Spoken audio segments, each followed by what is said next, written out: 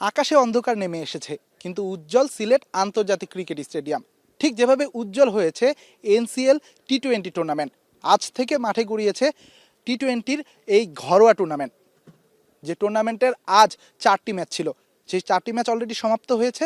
তবে সবচেয়ে আকর্ষণীয় যে ম্যাচটি হয়েছে সেটি কিন্তু এ মাঠে, চট্টগ্রাম ভার্সেস রংপুরের ম্যাচ। এই চট্টগ্রামের হয়ে আজ কিন্তু তামিম ইকবাল প্রায় 7 মাস পর ক্রিকেটে নেমেছেন। তামিমের এই ফিরতি নিয়ে দেশের ক্রিকেটে নানা উত্তেজনা, নানা আকর্ষণ ছিল।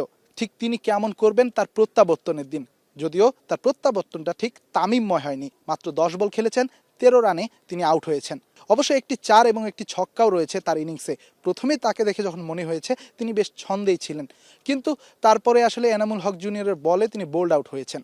পুরো ম্যাচে তামিমকে দেখেছি, তিনি ফিল্ডিং করেছেন, তিনি রানিং দ্য উইকেটও তিনি ভালো ছিলেন। সব মিলে মনে হয়েছে তামিমের ফিটনেসটা ঠিকঠাক আছে, কিন্তু মাঠের পারফরমেন্স অথবা ব্যাটে বলে যে একটা রিদম, সেই রিদমটা হয়তো আমরা আজ দেখতে পাইনি। হয়তো পরের ম্যাচেই সেটি দেখা যাবে। কিন্তু আজকের আলোচনাটা অন্য বিষয় নিয়ে।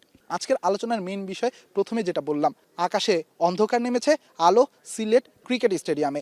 কিন্তু এর পাশেই আরেকটি মাঠ আছে, আউটার মাঠ, যে মাঠে আজ সর্বশেষ যে ম্যাচটি সেটি ডিএলএস পদ্ধতিতে আসলে নির্বাচন হয়েছে ম্যাচের ফলাফল। ডিএলএস এমন একটা পদ্ধতি যে পদ্ধতিতে সবসময় একটি দল কিন্তু একটু অ্যাডভান্টেজ পায়। আজ যেমন খুলনা অনেক রান করলো, কিন্তু তাদের ডিএলএস পদ্ধতিতে রাজশাহীর আসলে রানটা নেমে এসেছে মাত্র 149 রানে। সেই রাজশাহী 153 রান যখন করলো, তারা কিন্তু 14 রানে আসলে ম্যাচটি জিতেছে। এরপরে আমরা প্রশ্ন করেছি দুই দলের দুই প্লেয়ারকে, আমরা হাবিবুর রহমান সোহানকে প্রশ্ন করেছি, আসলে আপনারা ম্যাচটা জিতলেন, কিন্তু এটা তো প্রতিদিনই হবে, যেহেতু এখানে খেলা এবং একই টাইমে খেলা রয়েছে, দুপুর 1:30টার দিকে খেলা, সেই খেলা সাধারণভাবেই কিন্তু আসলে রাত পর্যন্ত কিংবা সন্ধ্যা পর্যন্ত যাবে। তো এভাবে কি প্রতিটা ম্যাচ যদি চলে, অন্য আরেকটি দল তো আসলে এখানে অ্যাডভান্টেজ পেলেও আরেকটি দলের তো ক্ষতি হচ্ছে। সেখানে দুই দলের দুইজন প্রতিনিধিত্বকারী দুজনেই কিন্তু বলেছেন এটা আসলে টুর্নামেন্টের জন্য খারাপ।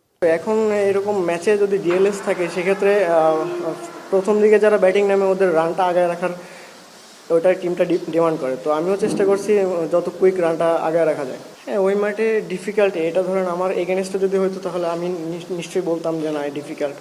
তো এগেনস্টে যাদের যাবে তারা অবশ্যই বলবে এটা। ইউজুয়ালি আজকের ম্যাচও আমাদের হচ্ছে, যেটা 9:30 সময় আমাদের এই মাঠেও ফ্লাড লাইট, আমরা সকালে আমাদেরকে বলে দেওয়া হয়েছিল যে এই ম্যাচে আমরা ফ্লাড লাইট পাবো না।